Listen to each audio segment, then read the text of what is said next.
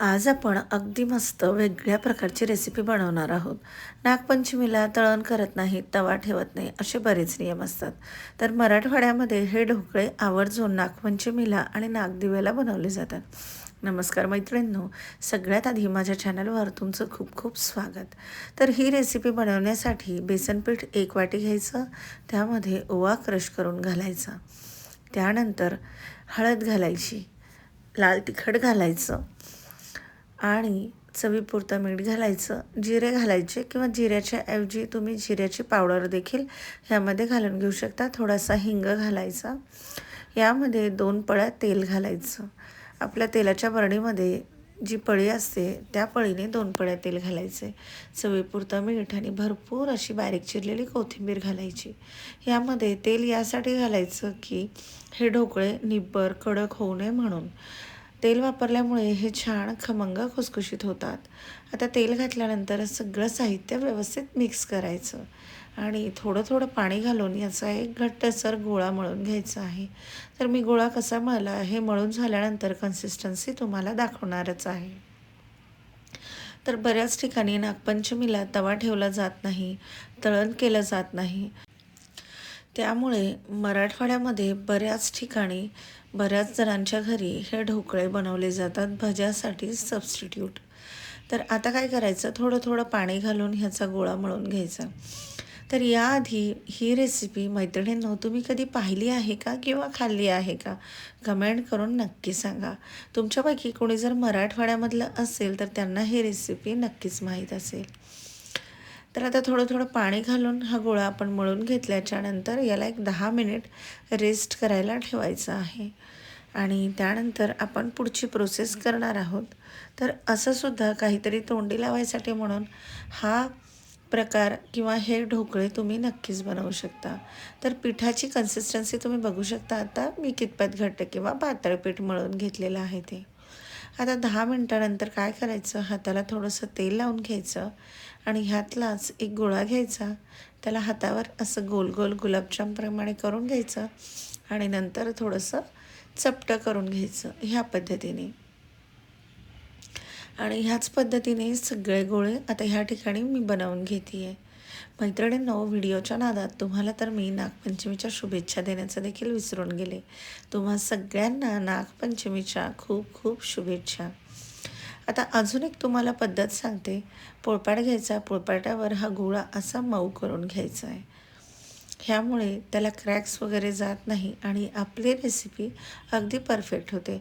बऱ्याचदा तुम्ही फक्त वरण भाताचा कुकर लावला आहे किंवा वरणपोळी केली, भाजीला काहीच नाही, तर तोंडी लावण्यासाठी तुम्ही हे ढोकळे नक्कीच बनवू शकतात. खायला अगदी अप्रतिम लागतात.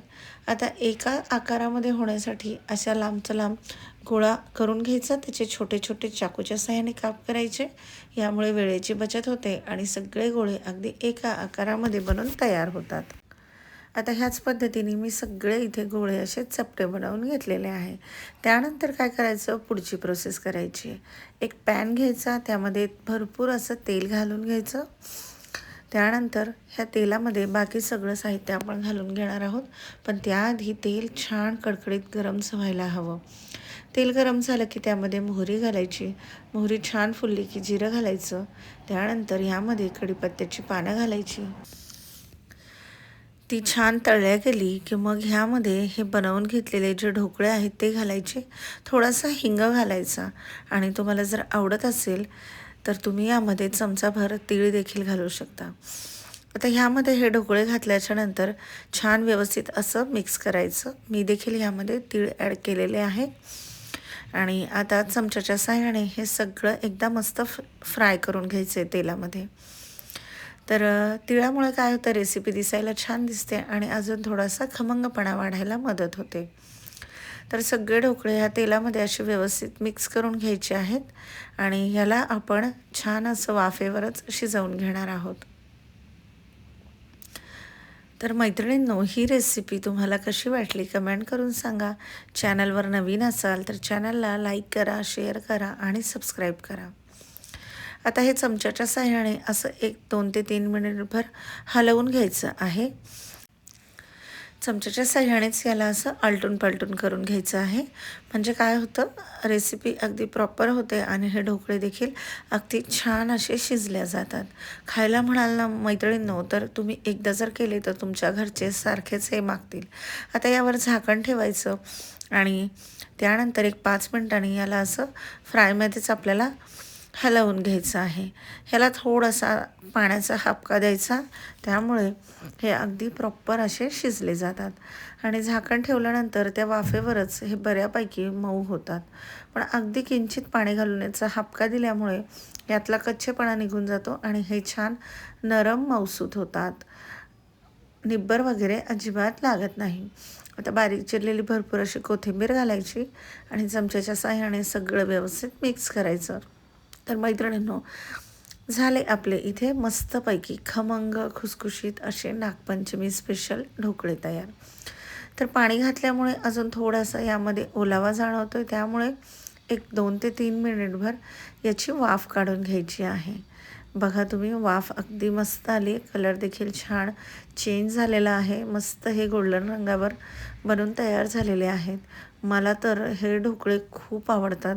कधी-कधी बऱ्याचदा भाजीला जर काहीच नसेल आणि मी जर कढी केली असेल, तर त्यासोबत तोंडी लावण्यासाठी ही रेसिपी मी बऱ्याचदा बनवते.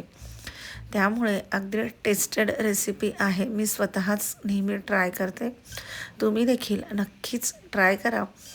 नागपंचमीलाच म्हणून नाही, पण कधीही काहीतरी खमंग चटपटीत खाण्याची इच्छा झाली तर ही रेसिपी तुम्ही बनवू शकता. इथे मी फक्त बेसन पिठाचा वापर केला आहे. तुम्ही यामध्ये थोडंसं ज्वारीचं पीठ देखील ॲड करू शकता. त्यामुळे देखील हे ढोकळे छान खुसखुशीत होतीलच. तर आता हे बनून तयार झालेले आहे. छान मस्त असा ड्रायनेस देखील याला आलेला आहे. आता कुठलीही प्रोसेस करण्याची अजिबात गरज नाही आहे. त्यामुळे तुम्ही बघू शकता रेसिपी छान झाली. याला मी प्लेटमध्ये काढून घेतलं आहे. मैत्रिणींनो, भन्नाट चवीचे ढोकळे बनून तयार झालेत. गार्निशिंगसाठी थोडी कोथिंबीर ॲड करायची. तुम्ही देखील रेसिपी नक्की ट्राय करा. कशी वाटली कमेंट करून सांगायला अजिबात विसरू नका. भेटूया अशाच एका छानशा नवीन युनिक पारंपरिक रेसिपीसहित. तर तोपर्यंत तुम्हा सगळ्यांना खूप खूप खूप धन्यवाद.